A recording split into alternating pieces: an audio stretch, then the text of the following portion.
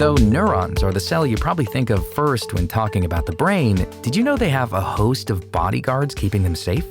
Glia are cells that provide support and protection for neurons and are a vital part of keeping your body functioning properly. As you can imagine, cells with such a big responsibility can be destructive if they become mutated. For example, glioblastoma, the most common type of brain cancer, is super aggressive. Many patients are given a life expectancy of 1 or 2 years after diagnosis, and that's with the help of treatment.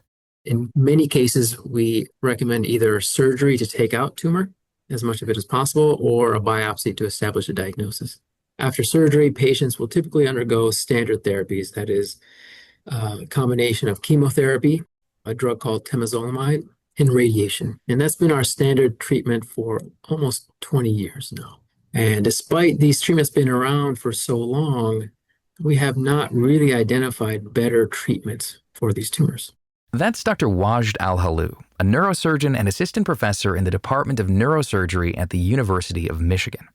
Despite being able to remove much of the tumor in some cases, Al-Halou says it's never enough to outrun the cancer's rapid growth. Sometimes what we can achieve something called a gross total resection, meaning we have removed everything that is visible on the MRI. But the reality is, even if we achieve this extensive resection, the tumor is actually beyond that. It has traveled centimeters into the brain. And so even though surgery has shown to help improve prognosis, survival, and quality of life, etc., it does not cure the tumors. Glioblastomas are so hard to treat partly because no two tumors are the same. There are significant genetic differences, which makes it tough to develop a drug that would be effective for multiple patients. However, the one factor that these tumors have in common is that they all need to consume energy in order to survive and spread. And though there's been a lot of research around cancer, Al-Halou says the one area that's been overlooked is what these cancerous cells use and how they metabolize energy. Al-Halou and a team of researchers sought out to uncover these mysteries with their new paper published in the journal Nature. They had guessed that glucose was a good place to start their search since all living cells use it. It's a common source of carbon. It is how our cells run most of their metabolic processes. But the reality is, like, one cell in the body may use glucose to do one thing.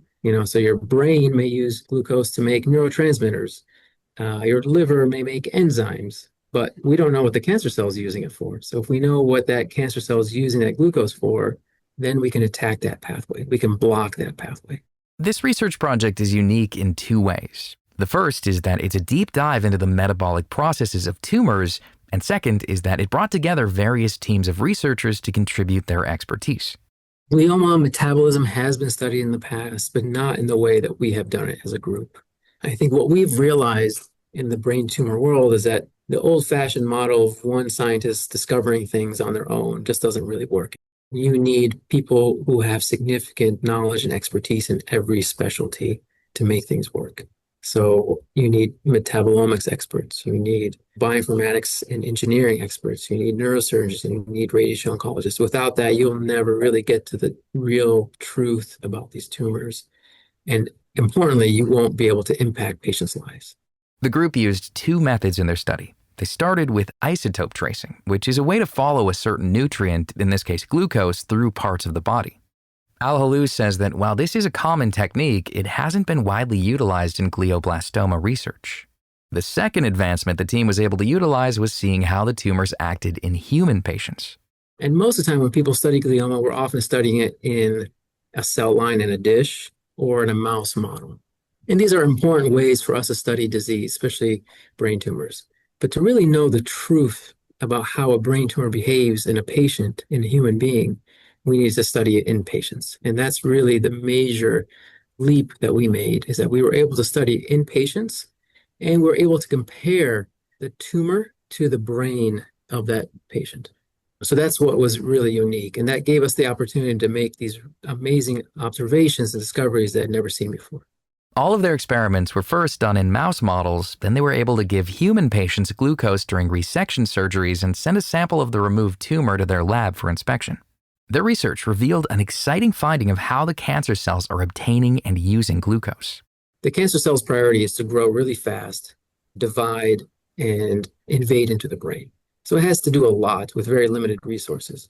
So it shuttles a lot of its glucose to making these purines and pyrimidines to help the tumors grow. They also need other things to maintain their cellular processes and to survive.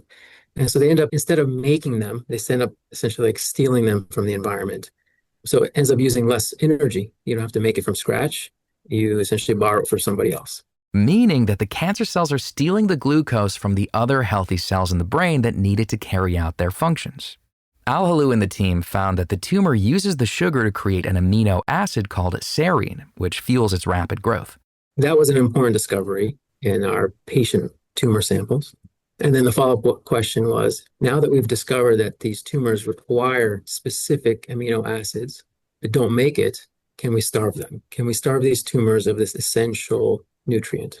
The second part of that question is, even if you are able to starve the cancer, will it matter? Will it impact the tumor's function? And the answer was yes. At least in our animal models, the answer was, if you starve these mouse models of serine specifically, the tumors don't grow as fast. So how do we restrict serine? That's a difficult question. It's not something that you can easily go to the grocery store and not buy the product that has serine. Serine, unfortunately, is in lots of things. So it's not easy to do that on your own. The group is now collaborating with a company that's manufacturing specific dietary products that don't have any serine in them. Another option the team's looking at is developing a drug that can block the serine from ever getting to the cancer cell. Restricting diet in patients is challenging because you're talking about a patient who has a very bad tumor. You're asking them to completely change their lifestyle and their diet to help prevent the tumor from growing. And I'm sure a lot of patients want to do it, but it's not easy to do. It's something that we worry may be hard to adhere to in every patient. But if we can find better ways to block the use of serine in the cells or the transport of serine to the cells, it may actually be more effective. Which gives the team a lot more work to do moving forward. Even though this is a huge, huge accomplishment to find how these brain tumors consume energy, what they use glucose for, that serine is a potential vulnerable target, it's not the end. The next step is the easy step. Can we restrict serine and glycine? Can we block serine and glycine? Our work continues. We're trying to find other amino acids, other nutrients that these tumors need. So these studies continue. We're trying to find the next thing. And the ultimate goal is we are not going to rest until we find something that is effective in these patients.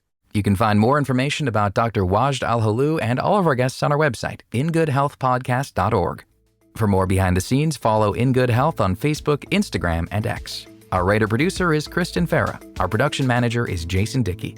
I'm Greg Johnson.